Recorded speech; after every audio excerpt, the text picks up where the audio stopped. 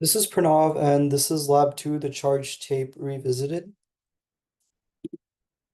So the purpose of our lab was to further the understanding of our data collected in Lab 1 by creating a more sophisticated and accurate computer model, with the tapes being treated as uniformly charged strips instead of being treated as point charges.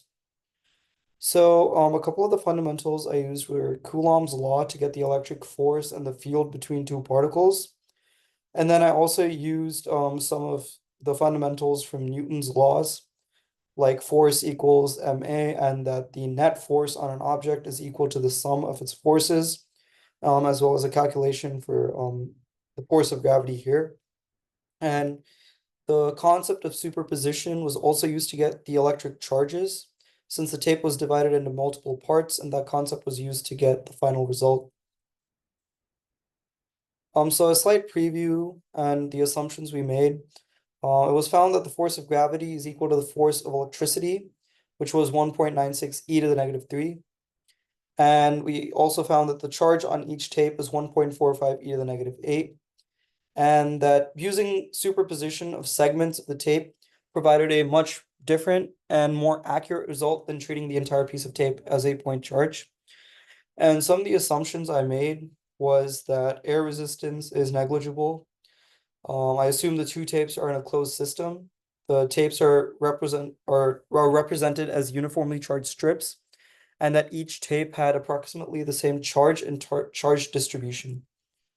The procedure was same as the previous experiment. The initial conditions and system are also the same.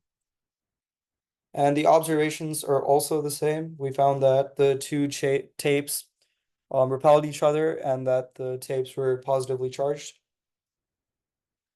Most of the data remains the same from lab 1. One of the slight changes was the charge on the tape. Well, the electric field is the same, which was the same as the force of gravity from the first lab. It's just that the charge of tapes changed slightly based on how we changed the simulation. So here we have the GlowScript simulation. The constants and setup is more or less the same. Same with the calculations for the force of the tape. But what did change significantly was we created a new function, or I created a new function to represent the two tapes as line charges, and which is shown in this function. And then I created the two respective tapes as shown down here. Then I also here I set up the top tape, I set up the bottom tape, and did the calculations to get the magnitude of the electric force, gravitational force, the charge on tapes, and all this information as shown on this side of the screen.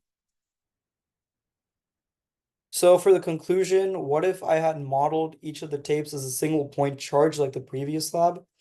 And comparing the estimated value of the charge from the previous lab to this lab,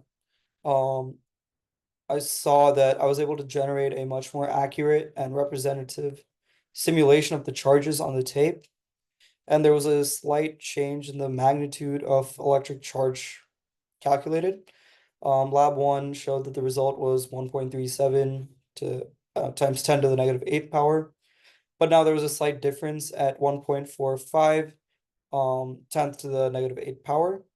And these estimates differ because this lab had a much more accurate and representative simulation, which answers the second question of the why, which is why this lab is much more likely to have the real value. As far as the errors that could have happened in this lab, first of all, there could have been an error in the measurements. There could have been slight discrepancies in how I measured the length of the tape and the mass of the tape.